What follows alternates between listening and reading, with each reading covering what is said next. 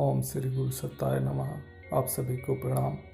आज से हम अपने एक धारावाहिक उपन्यास जिसका शीर्षक है आत्मबल को पढ़कर सुनाएंगे। आज हम उसकी प्रस्तावना पढ़कर के सुनाते हैं। कुछ विशेष शब्द। इस उपन्यास में आगे बढ़ने से पहले आपसे कुछ खास शब्द कहना चाहता हूँ। मेरे यह शब्द शायद मेरी इस साहित्य रचना से भी अधिक कीमती हों।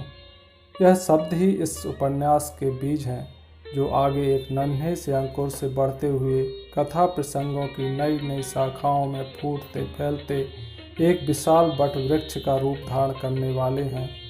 यह शब्द जो मैं आपसे कह रहा हूँ वह मेरे दिल की बातें हैं।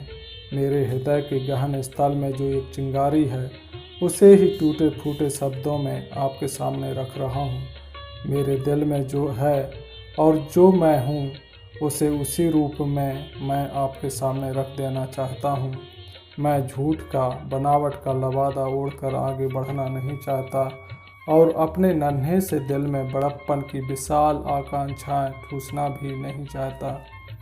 मित्रों, लिखना मेरा शौक़ है, मेरा नशा है। हो सकता है कि यह अच्छा वाला नशा हो। जो भी हो, मैं इस लत का शिकार हूँ। मेरे लेखन का मुख्य उद्देश्य अपने मन को ही सिखाना समझाना है, किसी दूसरे को उपदेश देना नहीं। मेरे इस लेखन में आपको अपने काम की कोई बात नज़र आए तभी आगे बढ़िए, अन्यथा अपना कीमती समय बर्बाद मत करिएगा। हाँ, मुझे खुशी होगी यदि आपको इसमें आपके काम की कोई बात मिल जाए। सामान्यतः प्रस्तावना किसी पुस्तक का लेखन पूर्ण हो जाने पर लिखी जाती है, किंतु मैं अपनी इस साहित्य रचना की प्रस्तावना आपके सामने आरंभ में ही लेकर आ गया हूँ। सच तो यह है कि मैं किसी साहित्य के लेखन और प्रकाशन की प्रचलित सभी नियम कायदों को नज़रअंदाज करते हुए आगे बढ़ रहा हूँ। कारण मेरी इच्छा साहित्यकार बनने से अधिक अपने दिल की बात आपसे कहने की है। इसलिए मेरे लिए साहित्य रचना की उत्कृष्ट शैली भी महत्वहीन हो गई है। मैं आपके सामने क्लिष्ट शब्दों का प्रयोग करके अपनी विद्वता भी दिखाना नहीं चाहता। मेरे प्रिय मित्रों, मैं अपनी इस रचना में आपको किसी कल्पना लोक की सैर नहीं कराऊंगा। मेरा पूरा प्रयास रहेगा कि मैं अपनी इस रचना को यथार्थता के धागे से बांधे रखूं। मैंने जो देखा, जो अनुभव किया और अपने जीवन एवं समाज में जो चीज़ें देखना चाहता हूँ उसे ही लिखने की कोशिश करूँगा। मैं इसमें ऐसा कुछ नहीं लिखूँगा जिसे व्यवहारिक जीवन में उतारा ना जा सके। मेरे शब्द, मेरा चिंतन आप मेरे खुद के जीवन में देख सकें, मेरी कथनी और करनी एक हो एवं मेरे साहित्य और चरित्र में समन्वय हो, इसका मैं भरपूर प्रयास करूँगा। यही मेरी जीवन साधना, संकल्प और कामना होगी। इस उपन्यास से पहले मैंने अपनी स्टूडेंट लाइफ में नील ग्रेट ब्रेन शीर्षक से एक उपन्यास लिखा था। वह बहुत रोचक, मनोरंजक और काल्पनिक है, पर वह मेरी अभी की बदली हुई विचारधारा के विपरीत है। अब मेरे लेखन का उद्देश्य बदल चुका है। अब मैं मनोरंजन और साहित्य लेखन की विशिष्ट शैली से अधिक उत्कृष्ट जीवन और समुन्नत समाज के लिए उपयोगी साहित्य रचना को महत्व देता हूँ और जो कुछ भी लिखता हूँ उसमें जीवन और समाज के उत्कर्ष की भावना प्रधान रूप से समाहित रहती है। प्रस्तुत रचना जो मैं आपके सामने क्रमशः एक धारावाहिक के रूप में ला रहा हूँ, शायद वह उपन्यास लेखन के किसी मापदंड पर खरी भी ना उतरे और यह मेरा मकसद भी नहीं। मेरा मकसद आपको उपन्यास द्वारा कल्पना जगत में पहुंचाना नहीं, जीवन और समाज के कुछ विशेष पहलुओं पर आपका ध्यान खींचने का है।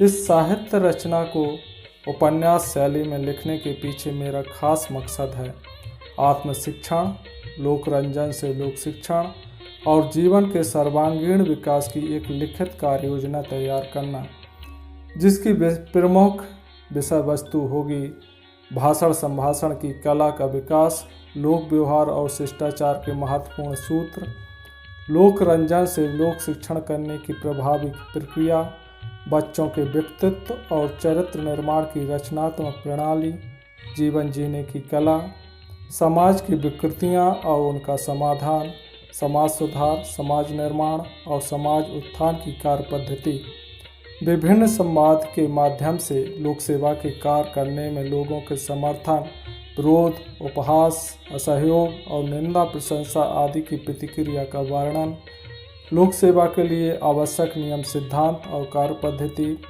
लोक शिक्षण के लिए ऑडियो वीडियो और नाट्य प्रस्तुति हेतु आवश्यक सामग्री। मित्रों, जब समाज निर्माण की बात आती है तो उसका आरंभ हमें व्यक्ति निर्माण से ही करना होता है, क्योंकि समाज की इकाई है व्यक्ति। और व्यक्ति निर्माण की बात जब आती है तो यह बात सबसे महत्वपूर्ण हो जाती है कि वह पहले व्यक्ति हम हैं, जिसका सुधार सबसे पहले किया जाना है। अपना सुधार किए बिना आगे बढ़ना समाज निर्माण की प्रक्रिया का मजाक बनाना है। दूसरी बात, व्यक्ति निर्माण के लिए कौन सी आयु बेहतर है, तो वह है बाल्यावस्था। बच्चों का व्यक्तित्व निर्माण ही समाज निर्माण की धुरी है। इस तथ्य को ध्यान में रखते हुए मैं अपने इस धारावाहिक में बच्चों के व्यक्तित्व निर्माण को सबसे अधिक महत्व दे रहा हूँ। इसकी एक और वजह यह है कि मैंने अपने जीवन के कुछ वर्ष संस्कारशाला में बच्चों के बीच गुजारे हैं और जीवन के वह पल मुझे सबसे मधुरतम लगते हैं। वहाँ न जाने मुझे प्रेम सुधा का ऐसा मोहक चस्का लगा कि दुनिया में जीने का मेरा सारा स्वाद ही बदल गया।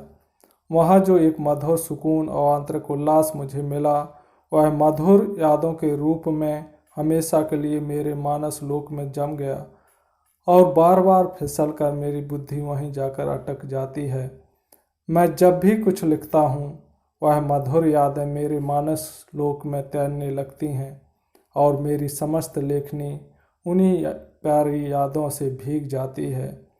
आशा करता हूँ कि मेरा यह लेखन आपके कुछ काम आ सके और मेरा प्रयास सार्थक हो।